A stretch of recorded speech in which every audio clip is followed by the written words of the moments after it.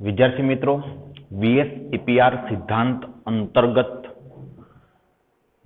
જુદા જુદા અણુઓના સંકરણ અને અણુ આકારની આપણે ચર્ચા કરી રહ્યા છીએ. તેમાં આગળ વધીએ તો હવે પછીનું જે આપણું ઉદાહરણ છે તે છે ClF3.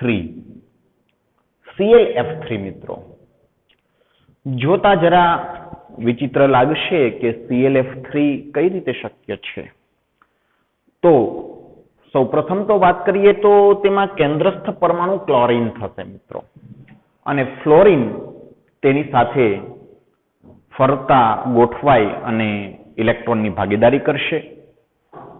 લુઈસ બિંદુ રચના અનુસાર જોઈએ તો ક્લોરીન કે જેની બાહ્યતમ કક્ષામાં 7 ઇલેક્ટ્રોન છે મિત્રો, ફ્લોરીનની પણ બાહ્યતમ કક્ષામાં 7 ઇલેક્ટ્રોન હોય તો 3 ફ્લોરીન એક ઇલેક્ટ્રોનની ભાગીદારી કરશે ક્લોરીન સાથે.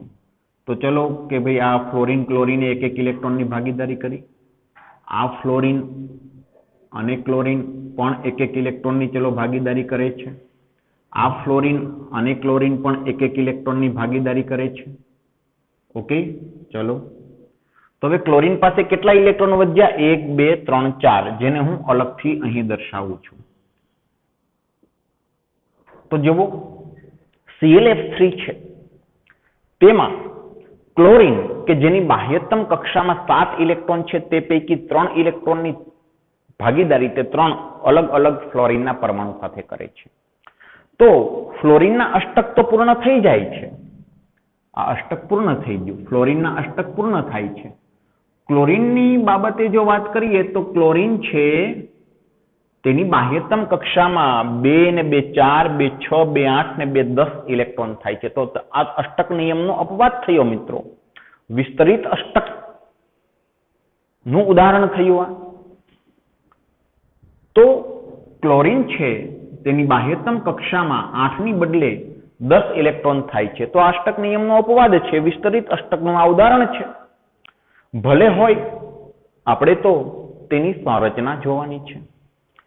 તો સૌપ્રથમ ક્લોરીન જે છે તે કેન્દ્રસ્થ પરમાણુ છે જેની ઇલેક્ટ્રોન રચના છે નિયોન કોર 3s2 3p5. હવે આ જે ક્લોરીન છે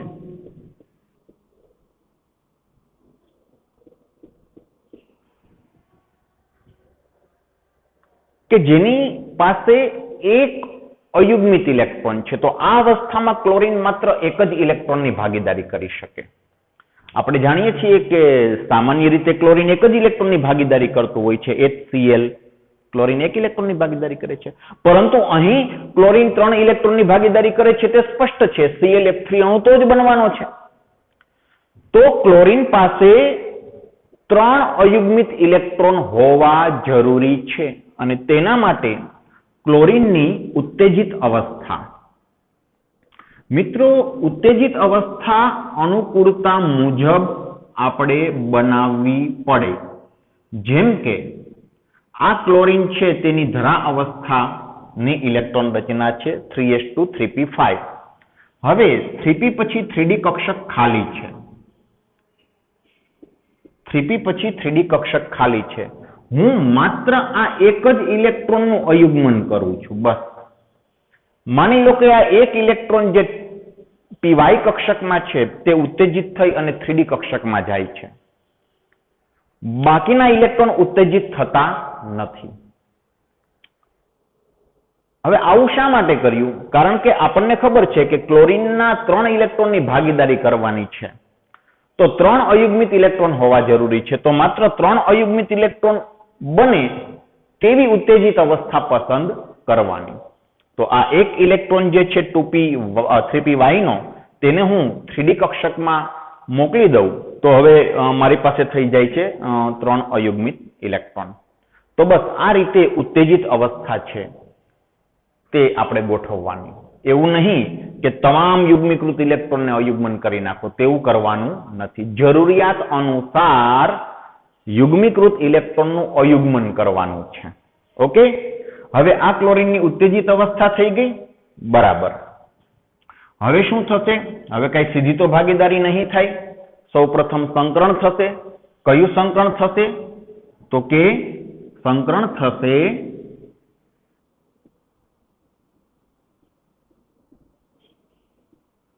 ક્લોરીનની બાહ્યતમ કક્ષામાં રહેલી તમામ કક્ષકોનું સંકરણ થાય.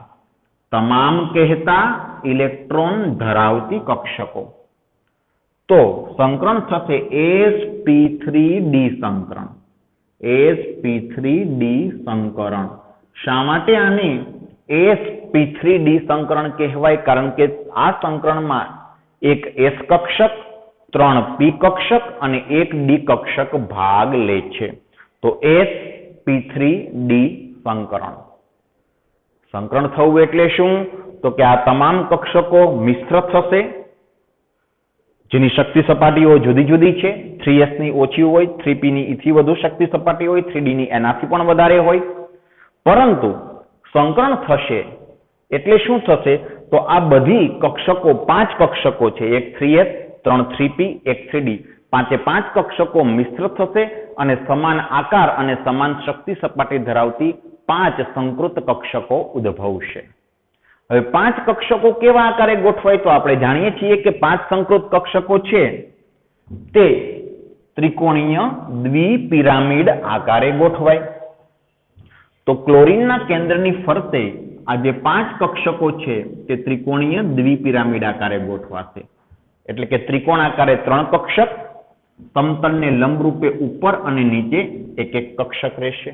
હવે સંકૃત કક્ષકો છે 5, sp3d સંકૃત કક્ષકો છે 5, પરંતુ ઇલેક્ટ્રોન કેટલા છે? તો કે 7. તો કોઈ પણ 2 કક્ષકમાં આપણે યુગ્મીકૃત ઇલેક્ટ્રોન ભરવા પડશે. તો તેના માટે જુદી જુદી શક્યતાઓનો વિચાર કરીએ. જુઓ, 3 જુદી જુદી શક્યતાઓ તેમાં મળી આવશે.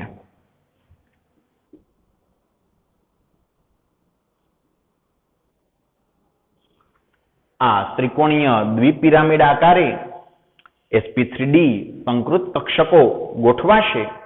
હવે આ કક્ષકોમાં 3 કક્ષકમાં અયુગ્મિત ઇલેક્ટ્રોન અને 2 કક્ષકમાં યુગ્મીકૃત ઇલેક્ટ્રોન દાખલ કરવા પડશે.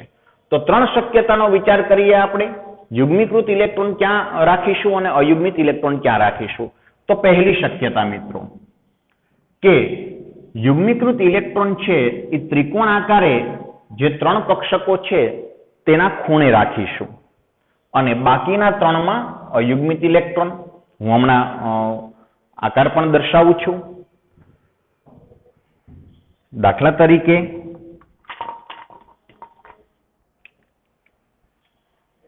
જુઓ, ત્રિકોણ આકારે કુલ 5 sp3d સંકૃત કક્ષકો ઉત્પન્ન થશે. ત્રિકોણ આકારે 3 અને સમતલને લંબરૂપે ઉપર અને નીચે એક એક સંકૃત કક્ષકો. ક્લિયર? ઓકે. હવે યુગ્મીકૃત ઇલેક્ટ્રોન મેં ક્યાં દાખલ કર્યા છે? તો કે યુગ્મીકૃત ઇલેક્ટ્રોન મેં પહેલી શક્યતામાં અહીં દાખલ કર્યા છે, એક અહીં, એક અહીં. બાકીની જે 3 કક્ષકો છે તેમાં અયુગ્મિત ઇલેક્ટ્રોન અને તેની ભાગીદારી ફ્લોરીન સાથે થશે, એટલે ત્યાં બંધ બનશે. બરાબર છે? ઓકે, આ પહેલી શક્યતા. હવે બીજી શક્યતા. તો બીજી શક્યતામાં વાત કરીએ આપણે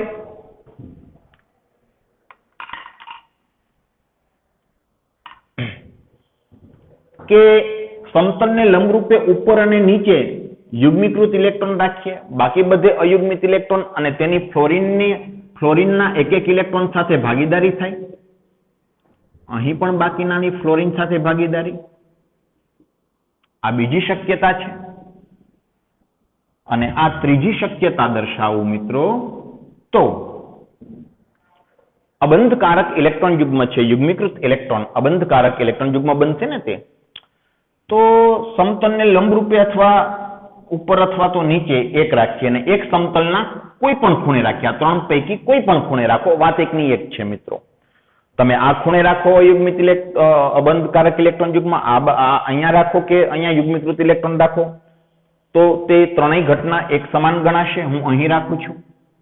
ઓકે, તો બાકીના 3 કક્ષકોની ફ્લોરીન સાથે ભાગીદારી, જેમાં અયુગ્મિત ઇલેક્ટ્રોન છે. ફરી વખત મિત્રો, કુલ 5 કક્ષકો છે.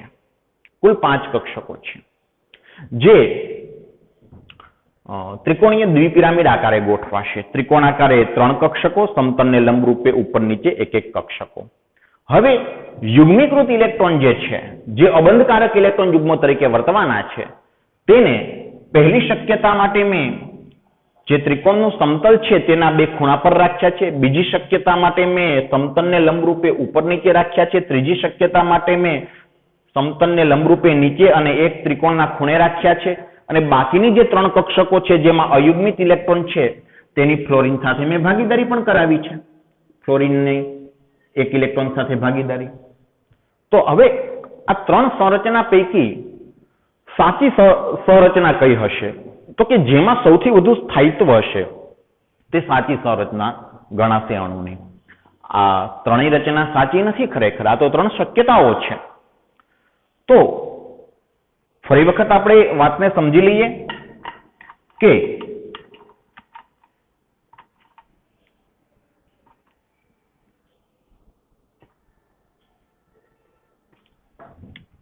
આ ત્રિકોણાકારે 3 કક્ષકો છે.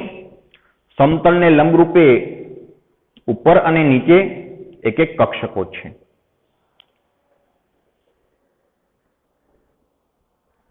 એક એક કક્ષકો છે. હવે જો પહેલી શક્યતા મેં શું કર્યું છે તો કે આ 2 કક્ષકોમાં અબંધકારક ઇલેક્ટ્રોન યુગ્મ રાખ્યા છે. આ બધા થયા બંધકારક ઇલેક્ટ્રોન યુગ્મ. CLF બંધ, CLF બંધ, CLF બંધ. આ પહેલી શક્યતા. બીજી શક્યતામાં શું કર્યું છે તો સમતલને લંબરૂપે ઉપર અને નીચે અબંધકારક ઇલેક્ટ્રોન યુગ્મ આ યુગ્મીકૃત ઇલેક્ટ્રોન રાખ્યા છે. બાકીના આ અયુગ્મિત ઇલેક્ટ્રોન જે ત્રિકોણાકાર સમતલના દરેક ખૂણે ફ્લોરિન સાથે બંધ બનાવે છે. CLF બંધ, CLF, CLF આ બીજી શક્યતા. ત્રીજી શક્યતામાં મેં અબંધકારક ઇલેક્ટ્રોન યુગ્મ એક અહીં નીચે રાખ્યું છે અને એક અહીં સમતલને ખૂણે રાખ્યું છે. તો આ CLF બંધ, આ CLF બંધ અને આ CLF બંધ છે.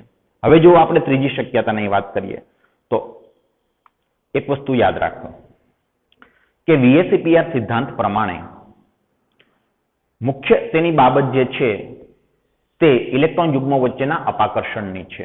હવે આ અણુરચનામાં કોઈ પણ શક્યતા હોય 3 બંધકારક ઇલેક્ટ્રોન યુગ્મ મળે છે. CLF, CLF, CLF અને 2 અબંધકારક ઇલેક્ટ્રોન યુગ્મ. કોઈ પણ રચના જોઈ લો તો 3 CLF બંધકારક ઇલેક્ટ્રોન યુગ્મ અને 2 અબંધકારક ઇલેક્ટ્રોન યુગ્મ.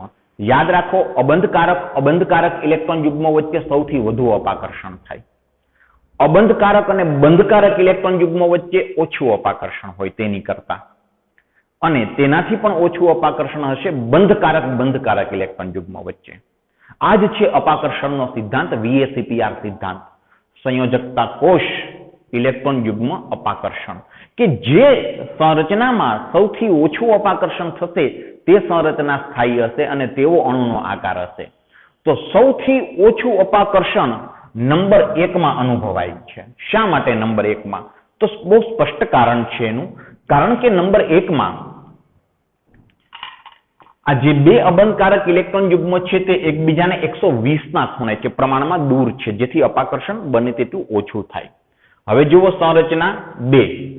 તો સંરચના 2 માં શું થશે તો કે સંરચના 2 માં અબંધકારક ઇલેક્ટ્રોન યુગ્મો તો એકબીજાથી ખાસા દૂર છે, પરંતુ બીજી ઘટના પણ જોવી પડે કે આ અબંધકારક ઇલેક્ટ્રોન યુગ્મ અને બંધકારક ઇલેક્ટ્રોન યુગ્મ તો સમતલને લંબરૂપે ઉપર અને નીચે રહેલા અબંધકારક ઇલેક્ટ્રોન યુગ્મ સમતલમાં રહેલા 3 બંધકારક ઇલેક્ટ્રોન યુગ્મોને 90 ના ખૂણે છે, માત્ર 90 ના ખૂણે. જ્યારે પહેલી સંરચનામાં શું થાય છે મિત્રો જુઓ કે આ અબંધકારક ઇલેક્ટ્રોન યુગ્મો આ 2 બંધકારક ઇલેક્ટ્રોન યુગ્મોના 90 ના ખૂણે છે, પણ આને 120 ના ખૂણે છે. તો આ બંને સંરચનામાં આ સૌથી વધુ સ્થાયી ગણાશે. હવે ત્રીજી સંરચનાની વાત કરી નાખીએ તો ત્રીજી સંરચનામાં તો મિત્રો એવું છે કે આ અબંધકારક ઇલેક્ટ્રોન યુગ્મ અને આ બંધકારક 90 ના ખૂણે, આ અબંધકારક ઇલેક્ટ્રોન યુગ્મ અને આ બંને બંધકારક ઇલેક્ટ્રોન યુગ્મ એ પણ 90 ના ખૂણે. તો તમામ બંધકારક ઇલેક્ટ્રોન યુગ્મો અન્ય અબંધકારક ઇલેક્ટ્રોન યુગ્મોને 90 ના ખૂણે જ પડે છે. ફરીવાર કહી દઉં, જો આ સમતલને લંબરૂપે છે CLF બંધ, આ સમતલમાં છે તો 90 ના ખૂણે રહેશે. આ સમતલને લંબરૂપે નીચે છે, આ સમતલ પર છે CLF બંધ, તો તે પણ 90 ના ખૂણે. ટૂંકમાં અબંધકારક અને તમામ બંધકારક ઇલેક્ટ્રોન યુગ્મો એકબીજાને 90 ના ખૂણે રહેતા અસ્થાયીપણું આવશે. તો સૌથી વધુ સ્થાયિત્વ છે આ સંરચના 1 માં. બરાબર. અને અણુના આકારમાં અબંધકારક ઇલેક્ટ્રોન યુગ્મો ગણાતા નથી. તો અણુનો આકાર કેવો થશે? તો કે ટી આકાર. અણુનો આકાર થશે ટી. અણુનો આકાર ટી થશે. તો હું વિગત લખું છું કે ભાઈ સંકરણ કયું થયું? સંકરણ થશે. આ રચના સાચી છે. બરાબર. આ બંને શક્યતા રહેતી નથી. સંકરણ થયું sp3d સંકરણ. પછી ઇલેક્ટ્રોન યુગ્મોની ગોઠવણ કયા આકારે? તો કે ત્રિકોણીય દ્વિપિરામિડ આકારે.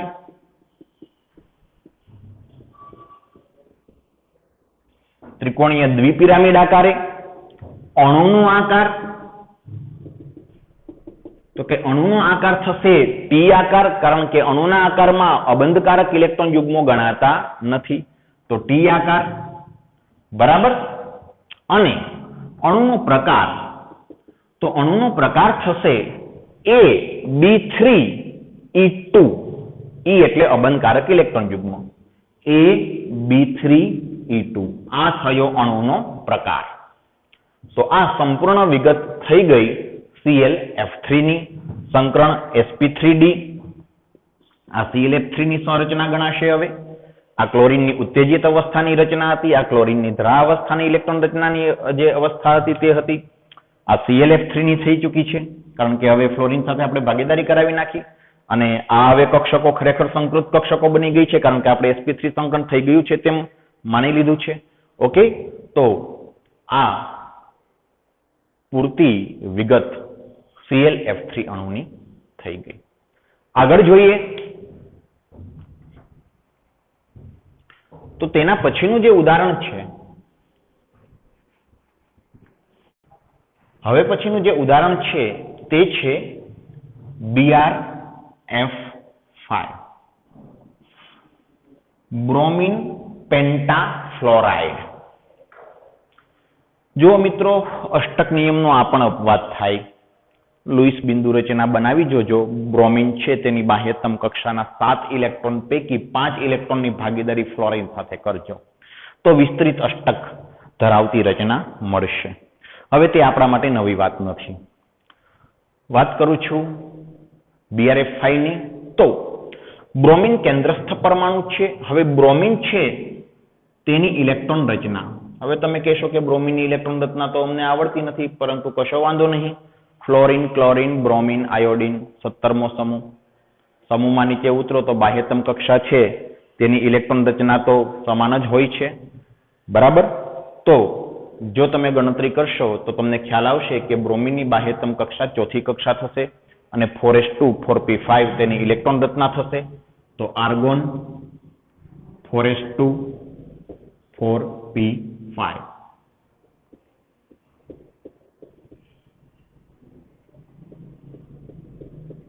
અને અહીં 3d10. તો argon core 3d10 4s2 4p5. 3d10 ની અહીં કોઈ જરૂરિયાત નથી, કારણ કે સંકરણમાં બાહ્યતમ કક્ષાની કક્ષકોનું સંકરણ કરવાનું હોય છે અને આમ પણ ભાગીદારીમાં બાહ્યતમ કક્ષાના ઇલેક્ટ્રોન જ ભાગ લેતા હોય છે. તો 3d10 ની કોઈ આવશ્યકતા જ નથી. બરાબર. ચાલો હવે બ્રોમિન છે તેની પાસે એક અયુગ્મિત ઇલેક્ટ્રોન છે. તો આ અવસ્થામાં બ્રોમિન તો માત્ર એક જ ઇલેક્ટ્રોનની ભાગીદારી કરી શકે, પરંતુ કરવાની છે તેને 5 ઇલેક્ટ્રોનની ભાગીદારી. તો ઉત્તેજિત અવસ્થા એવી રીતે આપણે ગોઠવીશું જેથી 5 અયુગ્મિત ઇલેક્ટ્રોન પ્રાપ્ત થાય. તો બ્રોમિનની ઉત્તેજિત અવસ્થા, તો ઉત્તેજિત અવસ્થામાં 4s 4p ત્યારબાદ 4d પણ અવેલેબલ છે કક્ષક. ચોથી કક્ષામાં ડી કક્ષક હોય જ તે. હવે જુઓ, માત્ર હું આ બે અત્યારે આ ધરા અવસ્થાની ઇલેક્ટ્રોન રચના છે. હવે આ બે ઇલેક્ટ્રોનને જો હું ઉત્તેજિત કરી અને 4d માં મોકલી આપું તો 5 અયુગ્મિત ઇલેક્ટ્રોન મળી ગયા. તો જેટલી જરૂરિયાત હોય તેટલા જ ઇલેક્ટ્રોનને આપણે ઉપલી શક્તિ સપાટી ધરાવતી કક્ષકમાં દાખલ કરવાના છે. તો 5 અયુગ્મિત ઇલેક્ટ્રોન મળી ચૂક્યા છે. ઓકે. તો આ બ્રોમિનની ઉત્તેજિત અવસ્થાની ઇલેક્ટ્રોન રચના છે. હવે તો કે બ્રોમિનની બાહ્યતમ કક્ષામાં રહેલી તમામ કક્ષકોનું સંકરણ થશે, ઇલેક્ટ્રોન ધરાવતી કક્ષકો. તો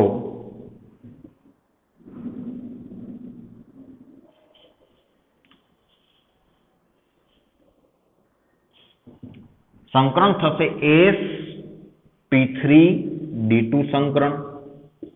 શા માટે sp3d2 સંકરણ કહીએ છીએ? કારણ કે સંકરણમાં કોણ ભાગ લે છે? એક s કક્ષક, 3p કક્ષક, 2d કક્ષક, sp3d2. sp3d2 સંકરણ થાય, કુલ 6 કક્ષકો છે. તો 6 કક્ષકોનું સંકરણ થશે. સમાન આકાર અને સમાન શક્તિ સપાટી ધરાવતી 6 સંકૃત કક્ષકો ઉદ્ભવશે. 6 કક્ષકો કેવા આકારે ગોઠવાશે? અષ્ટફલકીય આકાર, જેવું SF6 માં હતું મિત્રો, અષ્ટફલકીય આકાર. તો 6 કક્ષકો તે બ્રોમિનના કેન્દ્રને અષ્ટફલકીય આકારે ગોઠવાશે, એટલે કે ચોરસ આકારે 4 અને સમતલને લંબરૂપે ઉપર અને નીચે એક એક.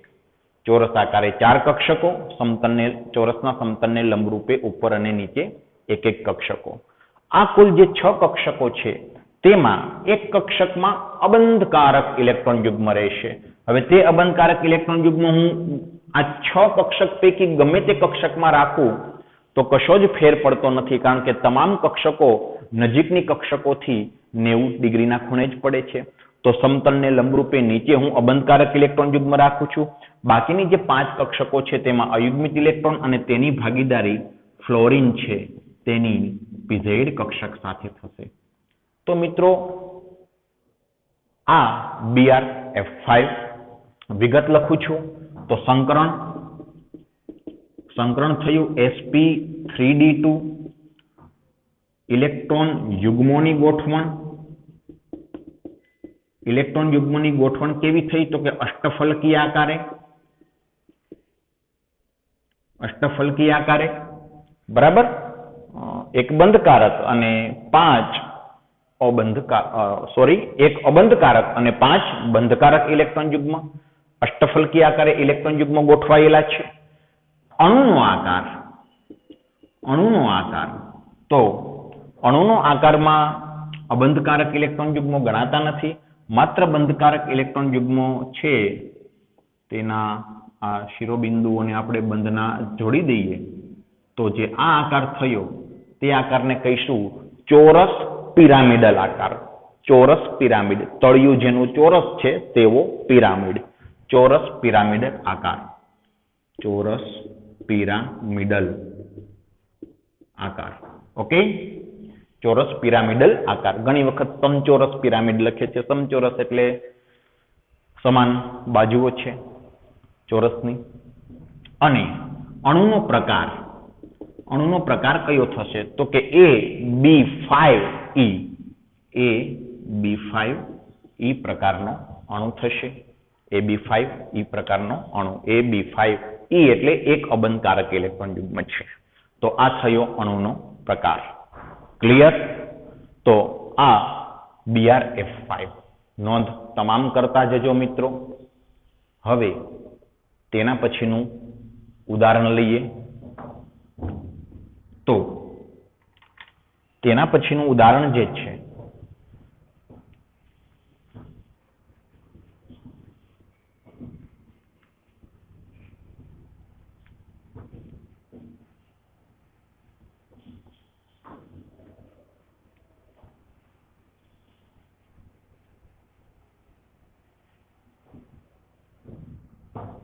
તે છે ઝેનોન ટેટ્રાફ્લોરાઇડ. મિત્રો, ઝેનોન ટેટ્રાફ્લોરાઇડ, ઝેનોન નિષ્ક્રિય વાયુ છે જેનું અષ્ટક પૂર્ણ છે, છતાં ફ્લોરિન સાથે સંયોજન આપે છે.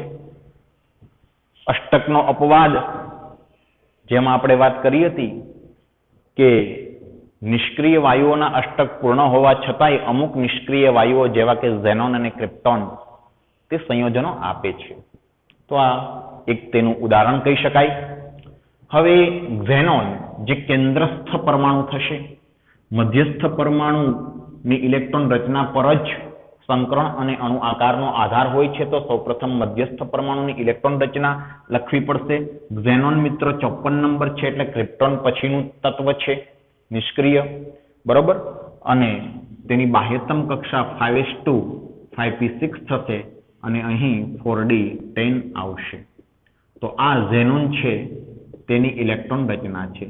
અષ્ટક તો ઓલરેડી પૂર્ણ છે એટલે આમ જોવા જાવ તો ઝેનોન સંયોજન આપવું ન જોઈએ, પરંતુ સંયોજન છે જ HCF4 એટલે કે ઝેનોન 4 ફ્લોરિન સાથે ઇલેક્ટ્રોનની એક ઇલેક્ટ્રોનની ભાગીદારી કરશે.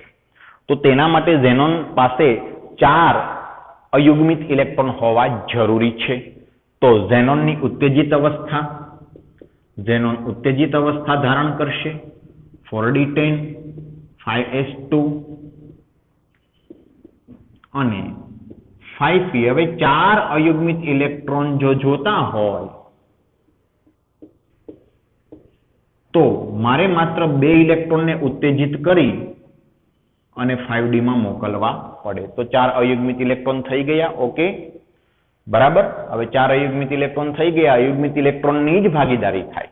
તો 4 અયુગ્મિત ઇલેક્ટ્રોન મળી ગયા છે તો ફ્લોરિન સાથે હવે ભાગીદારી થઈ શકશે. 4 ફ્લોરિન સાથે એક ઇલેક્ટ્રોનની ભાગીદારી. તો પરંતુ ભાગીદારી થતા પહેલા શું થાય તો કે મધ્યસ્થ પરમાણુની બાહ્યતમ કક્ષામાં રહેલી તમામ કક્ષકોનું સંકરણ થાય અને સમાન આકાર ને સમાન શક્તિ સપાટી ધરાવતી સંકૃત કક્ષકો ઉદ્ભવે. તો જે ઝેનોન ટેટ્રાફ્લોરાઇડ જે છે 4d10 5s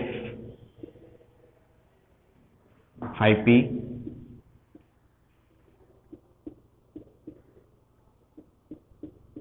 5d બાહ્યતમ કક્ષામાં રહેલી તમામ કક્ષકોનું સંકરણ એટલે સંકરણ થયું sp3d2 સંકરણ. સમાન આકાર અને સમાન શક્તિ સપાટી ધરાવતી 6 સંકૃત કક્ષકો ઉદ્ભવશે. 6 કક્ષકો અષ્ટફલકી આકારે ગોઠવાશે. તો ઝેનોન છે તેના કેન્દ્રને ફરતે અષ્ટફલકી આકારે 6 સંકૃત કક્ષકો ગોઠવાશે અને આ જે 6 કક્ષકો છે તેમાં તે પૈકી 2 કક્ષકમાં અબંધકારક ઇલેક્ટ્રોન યુગ્મ દાખલ કરવાના છે. તો તે અબંધકારક ઇલેક્ટ્રોન યુગ્મ સમતલને લંબ રૂપે ઉપર અને નીચે રાખતા તેઓની વચ્ચે ઓછામાં ઓછું અપાકર્ષણ થશે અને બાકી જે ચોરસના સમતલ પર જે 4 સંકૃત કક્ષકો છે જેમાં એક અયુગ્મિત ઇલેક્ટ્રોન છે તેની ફ્લોરિનના એક ઇલેક્ટ્રોન સાથે થશે ભાગીદારી. મિત્રો તો આ બંધકારક ઇલેક્ટ્રોન યુગ્મ ઝેનોન ફ્લોરિન ના બંધકારક ઇલેક્ટ્રોન યુગ્મ. તો વિગત લખીએ આપણે કે સંકરણ કયું થયું તો કે સંકરણ થયું sp3d2 સંકરણ. sp3d2 સંકરણ. અણુનો આકાર પહેલા તો ઇલેક્ટ્રોન યુગ્મોની ગોઠવણ સમચતુષ્ફલકી આકારે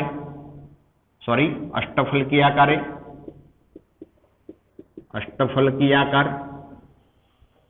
ઇલેક્ટ્રોન યુગ્મની ગોઠવણ તો અષ્ટફલકી આકારે. ઇલેક્ટ્રોન યુગ્મની ગોઠવણમાં તમામ લઈ લેવાનું છે, બંધકારક અને અબંધકારક તમામ. અને અણુનો આકાર જે છે તે માત્ર સમચોરસ આકાર થશે, સમતલીય ચોરસ આકાર. કારણ કે અણુના આકારમાં અબંધકારક ઇલેક્ટ્રોન યુગ્મો ગણતરીમાં લેવાના હોતા નથી. અણુનો પ્રકાર કયો થશે તો કે AB4 અને E2 આ થયો અણુનો પ્રકાર. મિત્રો આ બધી બાબતો ખૂબ જ અગત્યની છે. સંકરણ, અણુ આકાર, અણુનો પ્રકાર, ઇલેક્ટ્રોન યુગ્મોની ગોઠવણ, બંધકોણ જે કિસ્સામાં આપ્યા હતા તે આ તમામ વસ્તુઓ યાદ રાખવાની છે. બરાબર.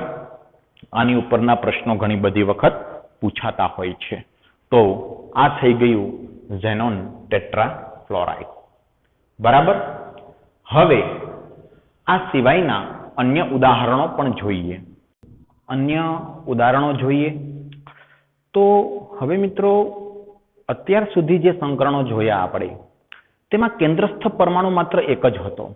હવે એકથી વધુ કેન્દ્રસ્થ પરમાણુ હોય તેવા અમુક ઉદાહરણો તમને આપેલા છે. તેની ઉપર જરા નજર કરીએ તો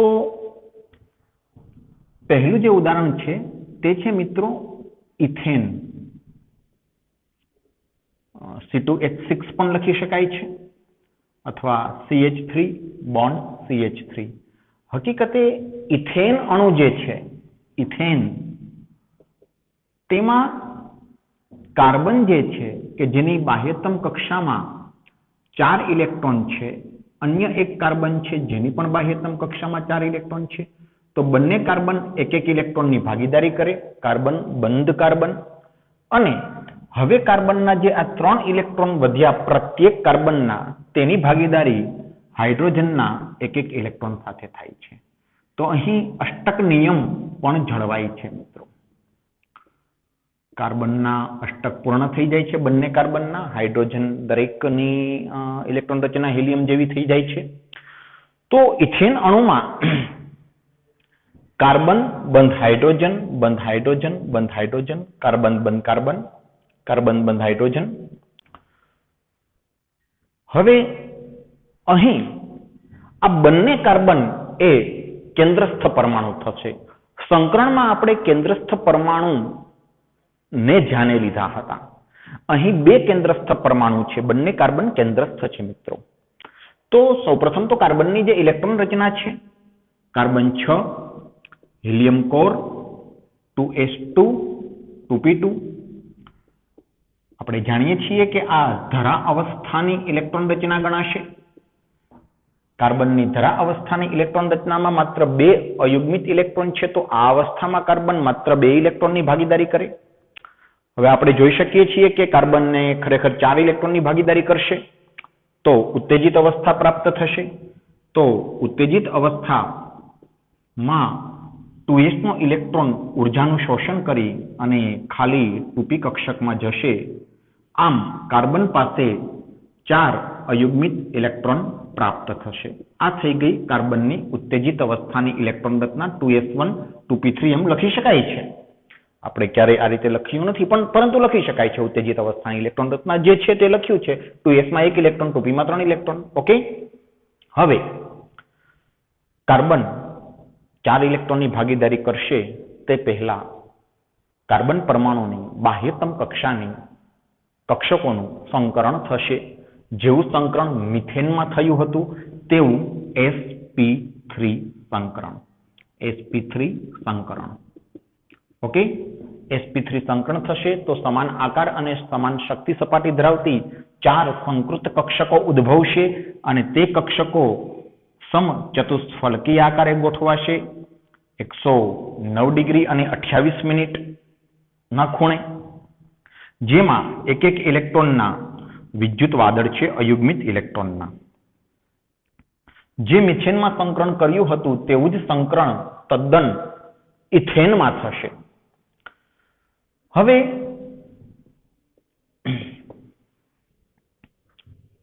ઇથેનમાં બંને કાર્બન, આ જે બંને કાર્બન છે તે sp3 સંકૃત કાર્બન હશે. હવે આ બંને કાર્બન છે તેની સંકૃત કક્ષકો sp3 સંકૃત કક્ષકો જે સમચતુષ્ફલકીય આકારે ગોઠવાયેલી છે. જરા આ રીતે લખેલું છે આમ ત્રાંસુ કરીને, જેમાં એક એક ઇલેક્ટ્રોનના વિદ્યુત વાદળો છે અયુગ્મિત ઇલેક્ટ્રોનના. આ બીજો કાર્બન જેનું પણ sp3 સંકરણ અને તેની પણ આ sp3 સંકૃત કક્ષક.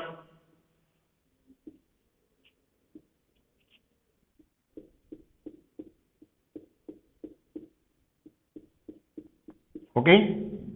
તો જો શું થયું કે બંને કાર્બનની sp3 સંકૃત કક્ષકોનું સંમિશ્રણ થયું. બંને કાર્બનની sp3 સંકૃત કક્ષકો સંમિશ્રિત થઈ અને ભાગીદારીના ઇલેક્ટ્રોનના વિદ્યુત વાદળો આ સંમિશ્રિત વિસ્તારમાં ખેંચાઈ આવ્યા. અહીં બંને કાર્બનના કેન્દ્રોને જોડતી કાલ્પનિક રેખા તે કાર્બન કાર્બન બંધધરી ગણાશે. અને સંમિશ્રણ બંધ ધરી પર થયું છે તો સિગ્મા બંધ ગણાય. જે અગાઉ પણ આપણે ચોખવટ કરી ચૂક્યા છીએ કે કક્ષકોનું સંમિશ્રણ જો બંધ ધરી પર થાય તો સિગ્મા બંધ હોય અને કક્ષકોનું સંમિશ્રણ જો બંધ ધરીથી દૂર થાય તો પાઈ બંધ હોય. સિગ્મા બંધ મજબૂત હોય, પાઈ બંધ નબળો હોય. બીજા શબ્દોમાં કહીએ તો સિગ્મા બંધ છે તેની ઉર્જા ઓછી હોય, પાઈ બંધની ઉર્જા વધારે હોય. હવે બંને કાર્બનની sp3 સંકૃપ્ત કક્ષકો મિશ્રિત થઈ અને કાર્બન કાર્બન સિગ્મા બંધ બન્યો છે. ઓકે, હવે બંને કાર્બનની હજુ 3 સંકૃત કક્ષકો sp3 સંકૃત કક્ષકો તે બાકી છે. તેનું સંમિશ્રણ હાઇડ્રોજનની ગોળાકાર વનેશ કક્ષક સાથે થશે મિત્રો. હાઇડ્રોજનની ગોળાકાર વનેશ કક્ષક સાથે થશે. તો બાકી રહેતી જે 3 કક્ષકો છે sp3 સંકૃત કક્ષકો તેનું સંમિશ્રણ હાઇડ્રોજનની ગોળાકાર વનેશ કક્ષક સાથે થશે.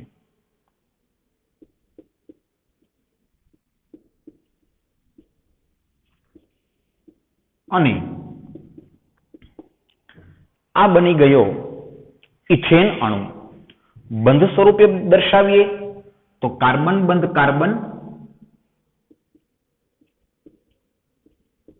દરેક કાર્બનના 3 બંધ હાઇડ્રોજન સાથે. જુઓ મિત્રો, આ દ્વિપરિમાણ છે. ખરેખર આ તમામ બંધ એક સમતલમાં નથી. ત્રિપરિમાણ આપણે અહીં દર્શાવી ન શકીએ. હું તમને બતાવવાનો પ્રયત્ન કરું છું. જેમ કે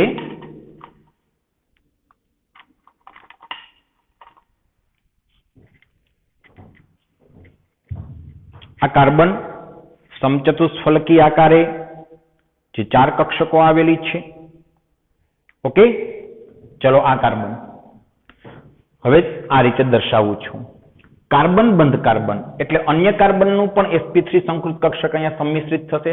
અહીં હાઇડ્રોજનની ગોળાકાર વનેશ કક્ષક, અહીં હાઇડ્રોજનની ગોળાકાર વનેશ કક્ષક, અહીં હાઇડ્રોજનની ગોળાકાર વનેશ કક્ષક. તેવી જ રીતે અહીં જે કાર્બન છે આ કાર્બન, તેનું પણ કાર્બન હાઇડ્રોજન બંધ, કાર્બન હાઇડ્રોજન બંધ, કાર્બન હાઇડ્રોજન બંધ. ટૂંકમાં ત્રિપરિમાણીય આકાર થશે મિત્રો. વાસ્તવમાં તમામ બંધ એક સમતલમાં આવેલા નથી. તમે જોઈ શકો છો તમામ બંધ એક સમતલમાં આવેલા નથી, પરંતુ બોર્ડ ઉપર દર્શાવવા માટે તો દ્વિપરિમાણ જ છે. હવે બીજી વાત કે આ જે કાર્બન બંધ કાર્બન સિગ્મા બંધ છે તેની બંધ લંબાઈ 154 પાઇકોમીટર છે. 154 પાઇકોમીટર. કાર્બન બંધ કાર્બન બંધ લંબાઈ 154 પાઇકોમીટર થશે. સિંગલ બોન્ડ છે. અને કાર્બન બંધ હાઇડ્રોજન પ્રત્યેક તમામ 6 છે કાર્બન હાઇડ્રોજન બંધ, 1 2 3 4 5 અને 6. આ તમામ કાર્બન હાઇડ્રોજન બંધની બંધ લંબાઈ 109 પાઇકોમીટર છે. આ ખાસ યાદ રાખજો મિત્રો, 109 પાઇકોમીટર. તદુપરાંત જો બંધ કોણની વાત કરીએ આપણે તો સ્વાભાવિક છે કે આ કાર્બનના જે 4 બંધ છે તે સમચતુષ્ફલકી આકારે છે. તો પછી હાઇડ્રોજન બંધ કાર્બન બંધ કોણ લગભગ 109 ડિગ્રી 28 મિનિટ જ હશે. તેવી જ રીતે હાઇડ્રોજન બંધ કાર્બન બંધ હાઇડ્રોજન તે પણ 109 ડિગ્રી 28 મિનિટ હશે. કોઈ પણ લઈ લો બંધ કોણ તો 109 ડિગ્રી 28 મિનિટે હશે. લગભગ એટલે હું કહું છું કે કાર્બનના 3 બંધ હાઇડ્રોજન સાથે છે અને 1 બંધ અન્ય કાર્બન સાથે છે. તો આ સંજોગોમાં બંધ લંબાઈમાં બંધ કોણમાં થોડો ફેર પડે. તો ફરીવાર કહું છું કે બંધ કોણ હાઇડ્રોજન બંધ કાર્બન 109 ડિગ્રી 28 મિનિટ લગભગ હશે. આ હાઇડ્રોજન બંધ કાર્બન બંધ હાઇડ્રોજન બંધ કોણ પણ 109 ડિગ્રી 28 મિનિટ હશે. આ બંધ કોણ છે તે લગભગ એટલે હું શબ્દ વાપરું છું કારણ કે મિથેનમાં કાર્બનના 4 બંધ હાઇડ્રોજન સાથે હતા, જ્યારે ઇથેનમાં કાર્બનના 3 બંધ હાઇડ્રોજન સાથે છે અને 1 બંધ અન્ય કાર્બન સાથે છે. તો તેથી બંધ કોણમાં થોડો તફાવત રહે, પરંતુ તે માહિતી આપણને આપી પણ નથી. लगभग 109 डिग्री 28 मिनिटનો બંધ કોણ રહેશે. બંધ લંબાઈ કાર્બન કાર્બન 154 પાઇકોમીટર અને પ્રત્યેક કાર્બન હાઇડ્રોજન બંધ લંબાઈ 109 પાઇકોમીટરની રહેશે. તો આ થઈ વાત ઇથેન અણુની. ક્લિયર? તો ઇથેન અણુમાં બંને કાર્બનનું sp3 સંકરણ અને આ જે બંધ બન્યો તે sp3 સંકૃત કક્ષકો બંને કાર્બનની છે એ સંમિશ્રિત થઈ બંધ બન્યો છે. આ કાર્બન કાર્બન બંધરી છે. કાર્બન હાઇડ્રોજન બંધરી. એવી કાર્બન હાઇડ્રોજન બંધરી કેટલી મળશે? 1 2 3 4 5 6. તમામ બંધ સિગ્મા બંધ છે. તમામ કાર્બન હાઇડ્રોજન બંધ પણ સિગ્મા બંધ છે અને કાર્બન કાર્બન બંધ પણ સિગ્મા બંધ છે. ક્લિયર? ઓકે. અને એક અન્ય વાત કે આ બંધ વિશે શું કહી શકાય? આ બંધમાં કેમ મેં કહ્યું કે બંને કાર્બનની sp3 સંકૃત કક્ષકો વડે બન્યો છે. તો આ બંધ તો કે sp3 કાર્બનની sp3 સંકૃત કક્ષક અને હાઇડ્રોજનની વનેસ કક્ષક વડે બનેલો છે. એમ તમામ કાર્બન હાઇડ્રોજન બંધ તે જ રીતે બનેલા છે. કાર્બનની sp3 સંકૃત કક્ષક, હાઇડ્રોજનની વનેસ કક્ષક. તો આ વાત થઈ ઇથેન અણુની. ત્યારબાદ અન્ય બાબતની ચર્ચા કરીએ તો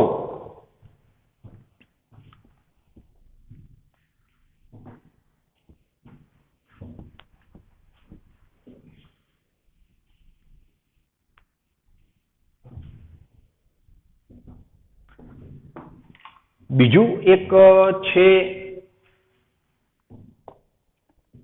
ઇથિન.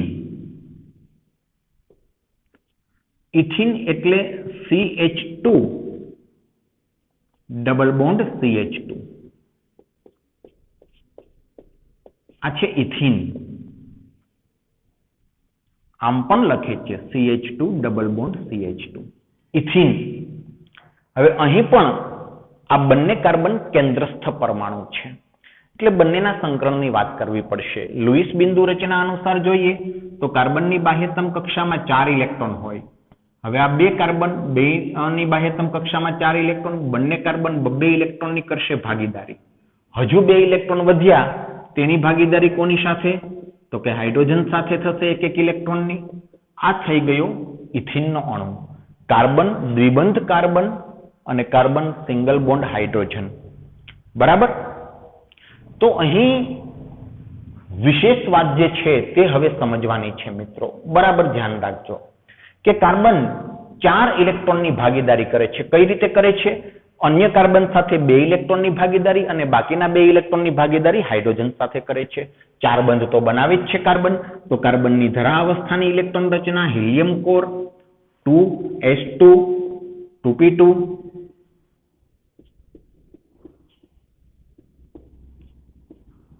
આ કાર્બનની ધરા અવસ્થાની ઇલેક્ટ્રોન રચના છે. હવે ઉત્તેજિત અવસ્થા પ્રાપ્ત કરવી ફરજિયાત એટલે છે કારણ કે કાર્બન 4 ઇલેક્ટ્રોનની ભાગીદારી કરે. ભાગીદારી હંમેશા અયુગ્મિત ઇલેક્ટ્રોનની થાય. તો કાર્બનની ઉત્તેજિત અવસ્થા પ્રાપ્ત થવી ફરજિયાત છે. તો આ ઉત્તેજિત અવસ્થાની ઇલેક્ટ્રોન રચના થશે 2s1 2p3 કાર્બનની. ઓકે, આ ઇલેક્ટ્રોન ઉત્તેજિત થઈ અને ખાલી 2p કક્ષકમાં જશે. હવે ખૂબ સરસ મજાની વાત, મિથેન અને ઇથેનમાં આપણે સંકરણ કર્યું હતું sp3, પરંતુ આ જે ઇથેન છે કાર્બન બંધ હાઇડ્રોજન, કાર્બન બંધ હાઇડ્રોજન, દ્વિબંધ કાર્બન બંધ કાર્બન દ્વિબંધ, બંધ હાઇડ્રોજન બંધ હાઇડ્રોજન. હવે ખૂબ સરસ મજાની વાત કરીએ મિત્રો આપણે કે અહીં કાર્બન દ્વિબંધ સાથે સંકળાયેલો છે. દ્વિબંધ સાથે યાદ રાખો, બે પરમાણુ વચ્ચે પહેલો બંધ બને તે હંમેશા સિગ્મા હોય, બાકીના વધારે જેટલા બંધ બને તે પાઈ બંધ હોય. તો આ કાર્બન હાઇડ્રોજન બંધ તે સિગ્મા હશે, આ પણ સિગ્મા બંધ હશે, પરંતુ આ જે દ્વિબંધ છે તેમાં એક સિગ્મા હશે બંધ અને એક પાઈ બંધ હશે. એક સિગ્મા અને એક પાઈ બંધ હશે. તેવું જ આ કાર્બનના કિસ્સામાં છે, એક સિગ્મા બંધ એક પાઈ બંધ અને બાકીના હાઇડ્રોજન સાથેના બંધ તે સિગ્મા બંધ. યાદ રાખો, બે પરમાણુઓ વચ્ચે પહેલો બંધ સિગ્મા બને, બાકીના તમામ જો બનતા હોય તો પાઈ બંધ બને. બરાબર? હવે મિથેનમાં કાર્બન 4 હાઇડ્રોજન સાથે જોડાયેલો હતો અને ચારે 4 સિગ્મા બંધ હતા. ઇથેનમાં કાર્બન 3 હાઇડ્રોજન સાથે બંધ બનાવતો હતો અને એક અન્ય કાર્બન સાથે બંધ બનાવતો હતો અને 4 બંધ સિગ્મા હતા. જ્યારે ઇથિનમાં 3 સિગ્મા બંધ છે અને 1 પાઈ બંધ છે, એમ 4 બંધ બને છે. આ મુખ્ય તફાવત છે, 3 સિગ્મા અને 1 પાઈ. હવે યાદ રાખો, આ ઉત્તેજિત અવસ્થાના કાર્બનનું આપણે સંકરણ કરશું ત્યારે સંકરણ sp3 નહીં, સંકરણ કરશું sp2 સંકરણ કરીશું આપણે sp2 મિત્રો, sp2 સંકરણ કરીશું. શા માટે? તો યાદ રાખો કે પાયબંધ હંમેશા સંકરણમાં ભાગ ન લેતી કક્ષક દ્વારા જ બનતો હોય છે.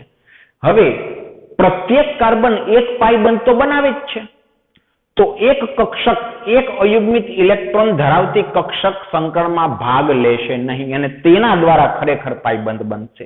અને તે કઈ કક્ષક છે? તો કે pz કક્ષક, જેને પાઈ કક્ષક કહીશું હવેથી આપણે, કારણ કે તે પાયબંધ બનાવશે. આગળ હમણાં ખ્યાલ આવશે. સૌ પ્રથમ તો હાલ પૂરતું એટલું યાદ રાખો કે ઇથિનમાં sp3 નહીં પરંતુ sp2 સંકરણ થશે. હવે sp2 સંકરણ થાય એટલે સંકરણમાં કેટલી કક્ષક ભાગ લે છે? 3, 1s અને 2p. તો સમાન આકાર અને સમાન શક્તિ સપાટી ધરાવતી નવી 3 સંકૃત કક્ષકો ઉદ્ભવશે. મિત્રો તમે જાણો છો કે 3 કક્ષકો કેવા આકારે ગોઠવાય? તો કે 3 કક્ષકો છે એ સમતલીય ત્રિકોણ આકારે ગોઠવાય. 3 નવી જે સંકૃત કક્ષકો ઉદ્ભવે છે તે સમતલીય ત્રિકોણ આકારે ગોઠવાશે, sp2 સંકૃત કક્ષક. અને તેમાં એક એક અયુગ્મિત ઇલેક્ટ્રોનના વિદ્યુત વાદળ છે, ખરું ને? ચાલો હવે સમતલીય ત્રિકોણ આકારે આ 3 કક્ષકો છે, હું તમને દર્શાવું છું એ કક્ષક. તો બરાબર ધ્યાન રાખો, સમતલીય ત્રિકોણ આકારે આ 3 કક્ષકો છે, sp2 સંકૃત કક્ષક. હવે આ જે pz કક્ષક છે તે આ ત્રિકોણના સમતલને લંબ રૂપે હશે. મિત્રો pz કક્ષક છે તેને સંકરણમાં ભાગ નથી લીધો, તેથી તેનો આકાર પણ નહીં બદલાય, શક્તિ સપાટી પણ નહીં બદલાય. હવે pz કક્ષકનો આકાર કેવો હોય? ડંબેલ આકાર. તો તે ડંબેલ આકારે આ રીતે સમતલને લંબ રૂપે હશે, ડંબેલ આકારે અડધો ભાગ ઉપર અડધો ભાગ નીચે, ત્રિકોણના સમતલને લંબ રૂપે. જે 3 sp3 સંકૃત કક્ષકો છે તે સમતલીય ત્રિકોણ આકારે ગોઠવાય છે અને ત્રિકોણના સમતલને લંબ રૂપે આ ડંબેલ આકાર, અડધો ડંબેલનો ભાગ ઉપર અને અડધો લૂપ છે એ નીચે રહેશે. ટૂંકમાં ત્રિકોણના સમતલને લંબ રૂપે રહેશે.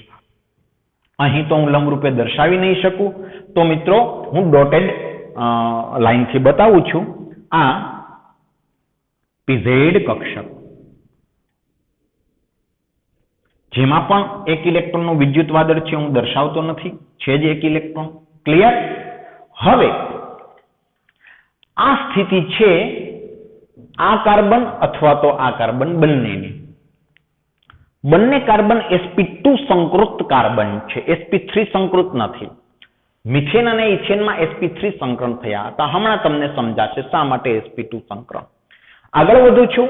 હવે આવા બંને જે કાર્બન છે તેની ત્રિકોણ આકારે જે sp2 સંકૃત કક્ષકો ગોઠવાયેલી છે તે પૈકી એક એક કક્ષકોનું સંમિશ્રણ થશે. મિત્રો એક એક કક્ષકોનું સંમિશ્રણ થશે sp2 સંકૃત કક્ષકોનું. અને જે બંધ બન્યો તે બંધ ધરી પર બન્યો, કારણ કે કાર્બન, બંને કાર્બનના કેન્દ્રોને જોડતી કાલ્પનિક રેખાને બંધધરી કહીશું. સંમિશ્રણ બંધધરી પર થયું છે. આ સિગ્મા બંધ બન્યો. બંને sp2 સંકૃત કક્ષક ના સંમિશ્રણથી સિગ્મા બંધ બન્યો છે. ભાગીદારીના ઇલેક્ટ્રોનના વિદ્યુત વાદળો આ સંમિશ્રિત વિસ્તારમાં અહીં ખેંચાઈ આવશે. ક્લિયર? ઓકે. હવે બાકી વધે છે 2 sp2 સંકૃત કક્ષકો. આ બે કે જેમાં પણ એક એક ઇલેક્ટ્રોનના વિદ્યુત વાદળો છે, હું દોરતો નથી. તેની હાઇડ્રોજનની ગોળાકાર વનેસ કક્ષક સાથે ભાગીદારી થશે. હાઇડ્રોજનની ગોળાકાર વનેસ કક્ષક સાથે ભાગીદારી થશે.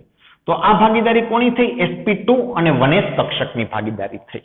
એવી રીતે અહીં પણ હાઇડ્રોજનની ગોળાકાર વનેસ કક્ષક સાથે ભાગીદારી. ક્લિયર?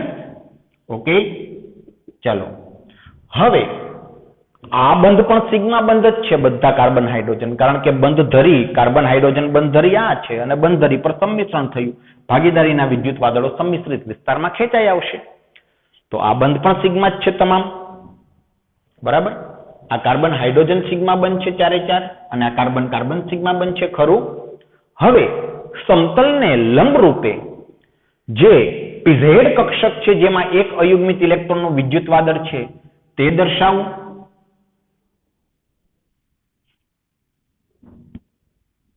તો આ ખરેખર સમતલને લંબરૂપે છે.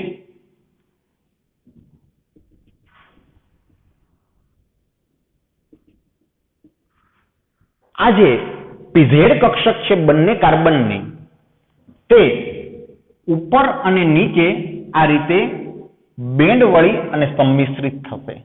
આ બન્યો પાઈબંધ. કારણ શું પાઈબંધ? પાઈબંધ શા માટે તેને કીધો? કારણ કે બંધ ધરી તો કાર્બન કાર્બન આ છે, બંધ ધરીથી દૂર સંમિશ્રણ થયું પાઈબંધ. બંધ ધરી પર સંમિશ્રણ થાય સિગ્મા બંધ. તો એક કાર્બન કાર્બન સિગ્મા બંધ બન્યો, બીજો કાર્બન કાર્બન પાઈબંધ બન્યો.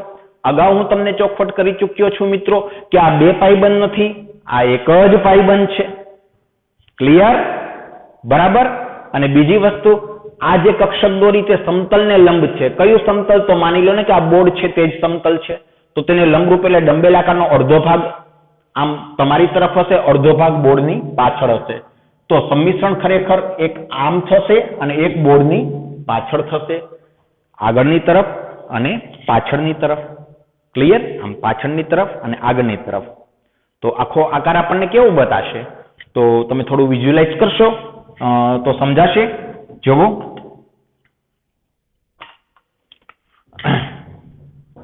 આ કાર્બન છે અહીં કેન્દ્રમાં, બંધ હાઇડ્રોજન આ બંને, અહીં બંધ કાર્બન, બંધ હાઇડ્રોજન. તો આ બધા જ બંધ ક્યાં છે? એક જ સમતલમાં. એક જ સમતલમાં તમામ બંધ છે, એટલે ઇથિન અણુ સમતલીય છે તેમ કહેવાય. ઇથેન સમતલીય નહોતો. આ તમામ બંધ એક જ સમતલમાં છે.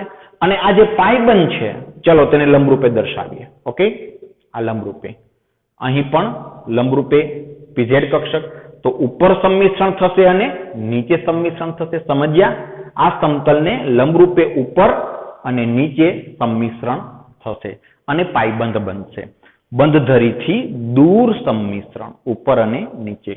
એક એક ઇલેક્ટ્રોનના, પાઈ ઇલેક્ટ્રોનના વિદ્યુત વાદળો, તેને પાઈ ઇલેક્ટ્રોન પણ કહેવાય.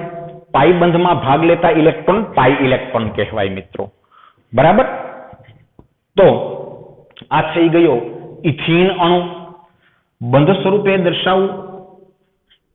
કાર્બન દ્વિબંધ કાર્બન, બંધ હાઇડ્રોજન.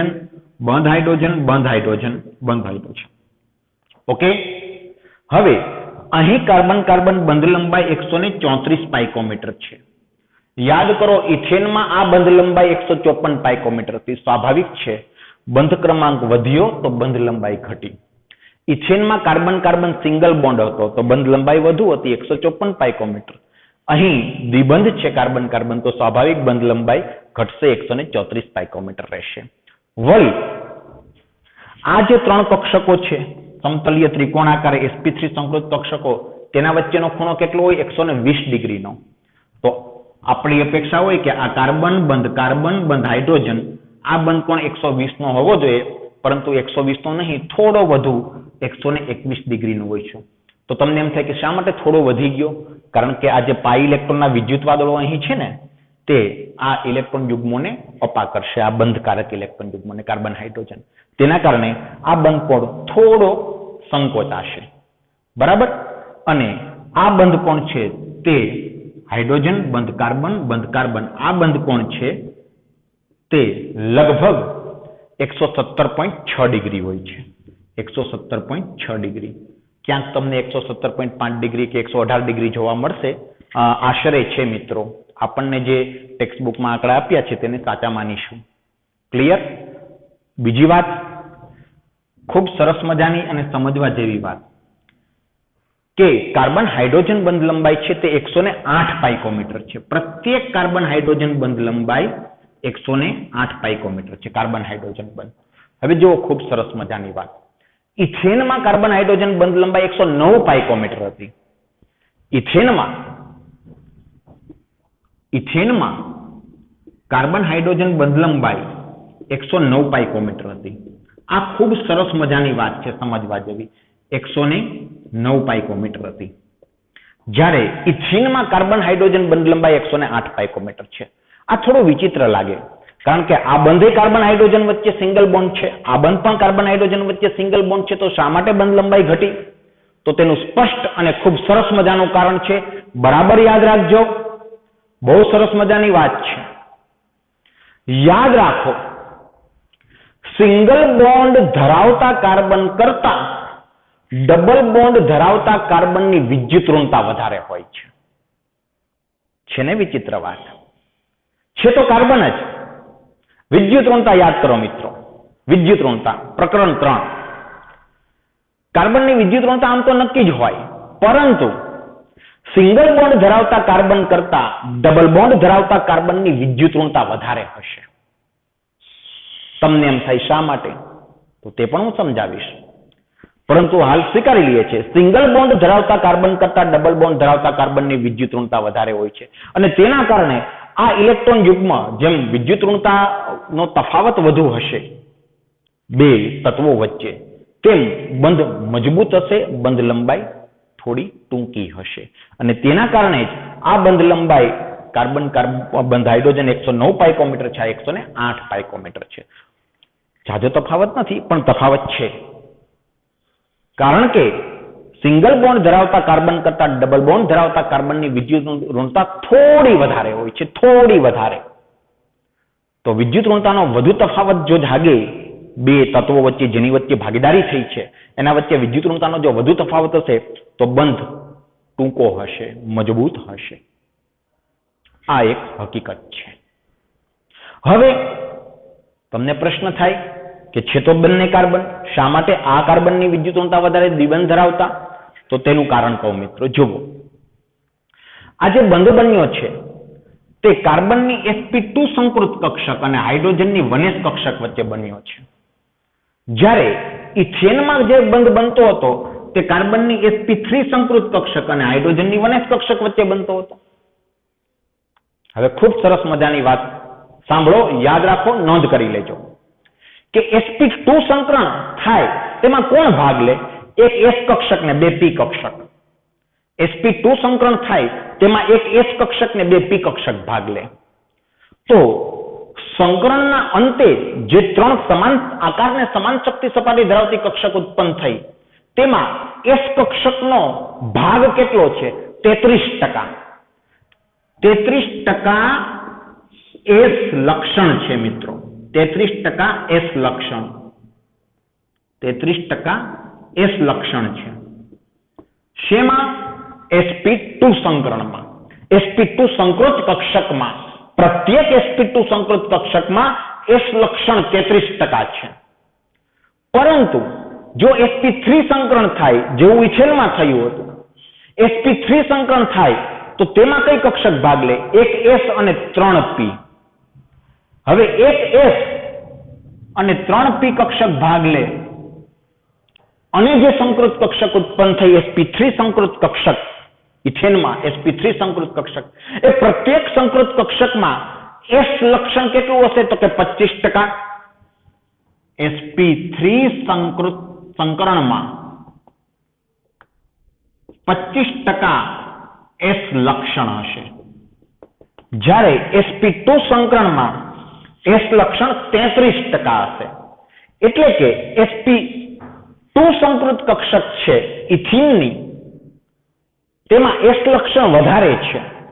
ઇથેનની sp3 સંકૃત કક્ષક છે તેમાં s લક્ષણ ઓછું છે. જો s લક્ષણ વધારે તો વિદ્યુત ઋણતા પણ વધારે હશે. s લક્ષણ વધારે તો વિદ્યુત ઋણતા વધારે હશે. તમને એમ થાય તેવું શું કામ? કારણ કે s કક્ષક છે તે હંમેશા કેન્દ્રની નજીક હોય છે અને કેન્દ્ર વડે સારી આકર્ષાયેલી હોય છે. જે s કક્ષકનું અહીં વલણ 33% બોલે છે, જ્યારે sp3 સંકરણમાં પ્રત્યેક સંકૃત કક્ષકમાં s નો ભાગ માત્ર 25% છે. તો S નો ભાગ ઓછો તો વિદ્યુત ઋણતા પણ ઓછી હશે. તો અહીં S લક્ષણ sp3 સંકૃત કક્ષકમાં S લક્ષણ 25% છે અને sp2 સંકૃત કક્ષકમાં S લક્ષણ 33% છે અને તેથી જ sp2 સંકરણ ધરાવતો જે કાર્બન છે ઇથિનનો કાર્બન તેની વિદ્યુત ઋણતા વધારે હશે ઇથેનના કાર્બન કરતા. આ ખૂબ જ નોંધી લેવા જેવી બાબત છે મિત્રો, યાદ રાખવા જેવી બાબત છે. તેના કારણે ઇથિનમાં કાર્બન હાઇડ્રોજન બંધ લંબાઈ એ ઇથેનના કાર્બન હાઇડ્રોજન બંધ લંબાઈ કરતા થોડી ઓછી હશે. ક્લિયર? તો આની પણ બરાબર નોંધ કરી લેજો. આપણે આગળ વધીએ છીએ. હવે જોઈએ છીએ ઇથાઇન.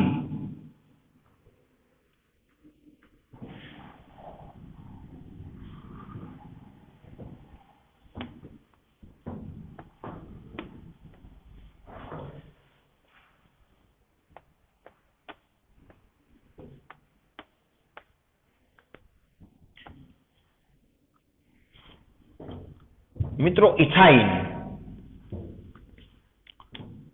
CH બંધ ટ્રિપલ બોન્ડ C અને H, આને કહેવાય ઇથાઇન. જો કાર્બન કાર્બન વચ્ચે ત્રિબંધ છે તો એક સિગ્મા બંધ હશે અને બે પાઈ બંધ હશે. હંમેશા બે પરમાણુ વચ્ચે એક બંધ સિગ્મા હોય, વધારાના બંધ પાઈ બંધ હોય. બરાબર? તો કાર્બન છે તે 4 બંધ બનાવે છે તો 4 ઇલેક્ટ્રોનની ભાગીદારી કરતો જ હશે. હવે લુઈસ બિંદુ રચના દર્શાવવાની જરૂર નથી, તમને ખ્યાલ આવી ચૂક્યો હશે. બંને કાર્બન 3 ઇલેક્ટ્રોનની ભાગીદારી કરે અને 1 ઇલેક્ટ્રોનની ભાગીદારી બંને કાર્બન હાઇડ્રોજન સાથે કરે. અષ્ટક તો પૂર્ણ થઈ જ જશે. હવે કાર્બન 4 ઇલેક્ટ્રોનની ભાગીદારી કરે છે, બંને કાર્બન 4 ઇલેક્ટ્રોનની ભાગીદારી કરે છે તો 4 અયુગ્મિત ઇલેક્ટ્રોન હોવા જોઈએ, તો ઉત્તેજિત અવસ્થા તો ધારણ થવી જ જોઈએ. તો ચલો કાર્બનની ઉત્તેજિત અવસ્થા. હવે સંકરણ. કયું સંકરણ? તો કે અહીં કરીશું આપણે માત્ર sp સંકરણ. શા માટે sp સંકરણ? તો તે અહીં સમજાશે કે કાર્બન કેટલા સિગ્મા બંધ બનાવે છે. તો કે એક હાઇડ્રોજન સાથે સિગ્મા બંધ અને એક અન્ય કાર્બન સાથે સિગ્મા બંધ. જુઓ, કાર્બન બંધ કાર્બન સિગ્મા, બંધ હાઇડ્રોજન પણ સિગ્મા, બંધ હાઇડ્રોજન પણ સિગ્મા. હવે વધારાના જે બે બંધ બને છે તે તો કયા હશે? પાઈ બંધ. તો જેટલા સિગ્મા બંધ બનતા હોય તેટલી કક્ષકનું સંકરણ કરવાનું. ઇથિનમાં કાર્બન 3 સિગ્મા બંધ બનાવતા હતા તો આપણે 3 કક્ષકનું સંકરણ કર્યું. જ્યારે ઇથાઇનમાં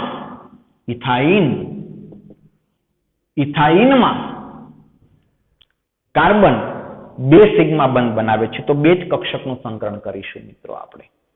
2 કક્ષક. બરાબર? sp સંકરણ. હવે sp સંકરણ થાય તો સમાન આકાર અને સમાન શક્તિ સપાટી ધરાવતી 2 સંકૃત કક્ષકો ઉદ્ભવે. 2 કક્ષકો કયા આકારે ગોઠવાય? તો આપણને ખબર છે sp સંકરણ આપણે અગાઉ ક્યાં આવ્યું હતું? BeCl2 માં રેખીય આકારે. 2 સંકૃત sp કક્ષકો રેખીય આકારે ગોઠવાય.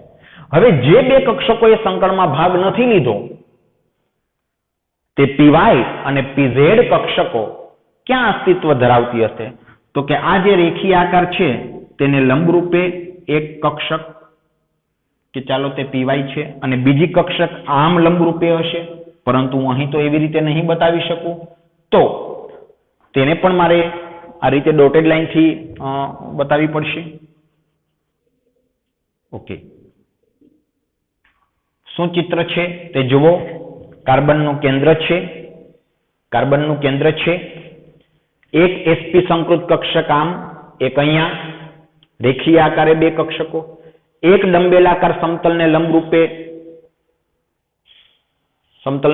આ રેખીય આકારને લંબરૂપે, અને એક ડંબેલાકાર આમ લંબરૂપે, એટલે આ રીતે તેવો આકાર છે. તેવા આકારે ગોઠવાશે બધી કક્ષકો. 2 sp સંકૃત કક્ષકો રેખીય આકારે, અને તે રેખાને લંબરૂપે બંને સંકરણમાં ભાગ ન લીધેલી કક્ષકો કે જેના આકાર તો ડંબેલ જ રહેવાના છે તે. હવે આ તમામ કક્ષકોમાં એક એક ઇલેક્ટ્રોન છે. આ sp સંકૃત કક્ષકમાં એક ઇલેક્ટ્રોન, અહીં એક ઇલેક્ટ્રોન, આ ડંબેલાકાર ને આ ડંબેલાકારમાં પણ એક એક ઇલેક્ટ્રોન. આવા બે જે કાર્બન છે, જે sp સંકૃત કાર્બન છે, sp સંકૃત કાર્બન છે, તેની સંકૃત કક્ષકો છે. દાખલા તરીકે આ કાર્બન,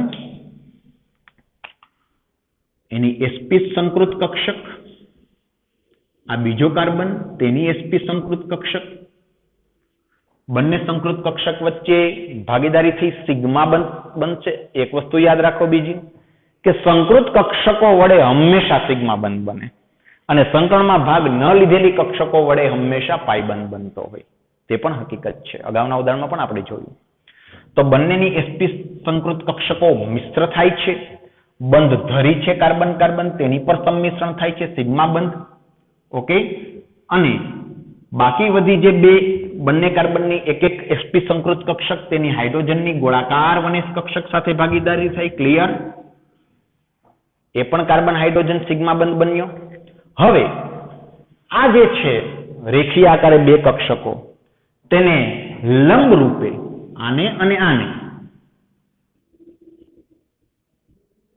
એક પાઈ કક્ષક છે. પાઈ કક્ષક એટલે કે પાઈ બંધ બનાવતી કક્ષક, પાઈ કક્ષક કહેવાય એને, અથવા પાઈ ઇલેક્ટ્રોન પણ કહી શકો. એમાં એ જે ઇલેક્ટ્રોન છે ને તે આને આ રેખાને લંબ રૂપે ઉપર અને રેખાને ઉપર અને નીચે બેન્ડ વળી અને એક પાઈ બંધ બનાવશે.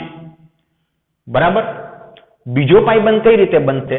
તો કે આને લંબરૂપે એક પાઈ કક્ષક છે, બીજી પાઈ કક્ષક. બરાબર? પરંતુ લંબરૂપે દોરવી અહીં શક્ય નથી દ્વિપરિમાણમાં, તો આ રીતે દર્શાવું છું.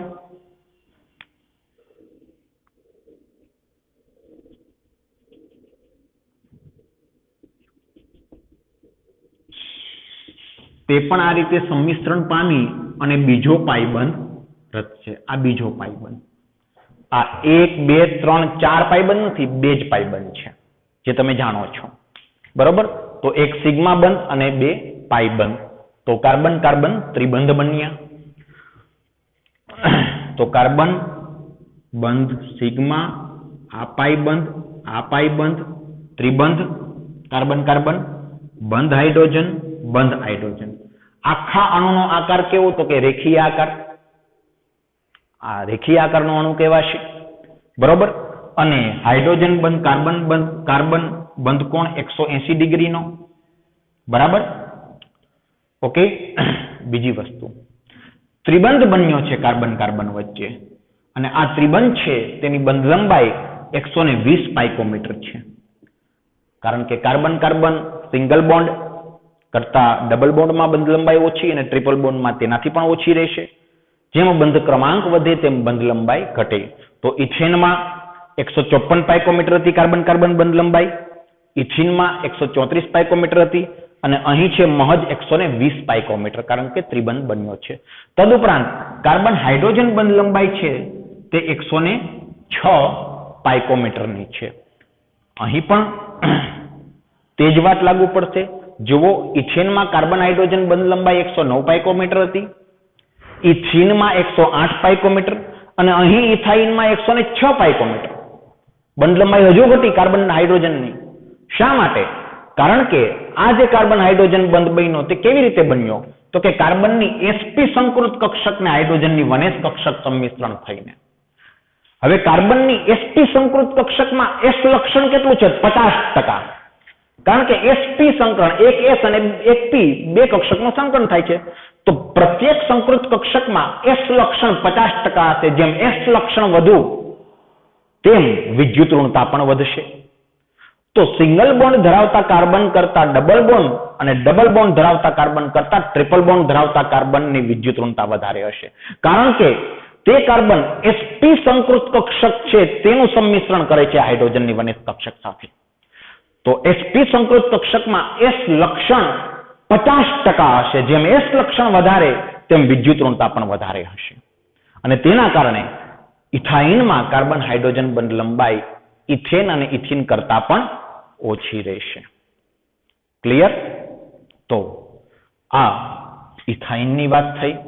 મિત્રો આ તમામ વસ્તુ તમને ટેક્સ્ટ બુકમાં આપેલી છે. ઇથેન, ઇથીન, ઇથાઇન, મિથેન, પાણીનો અણુ, એમોનિયાનો અણુ, આ બધાના સંકરણની તો વિગતો તમને ટેક્સ્ટ બુકમાં આપી છે. જોજો ક્યાં આપી છે. અને તમને 2 કોષ્ટક પણ આપેલા છે સંકરણ માટેના. તે કોષ્ટક જોજો. તેમાં માત્ર હવે બાકી રહે છે SO2 સલ્ફર ડાયોક્સાઇડનું સંકરણ, SO2 અથવા તો ઓઝોન, બંનેમાં એક પ્રકારના સંકરણ હોય છે. તો તે હવે આગળ ઉપર આપણે જોઈશું. તે પછીની વાત છે. આ ઇથાઇન માં સંકરણ કાર્બનનું sp અને અણુ આકાર રેખીય. ઓકે.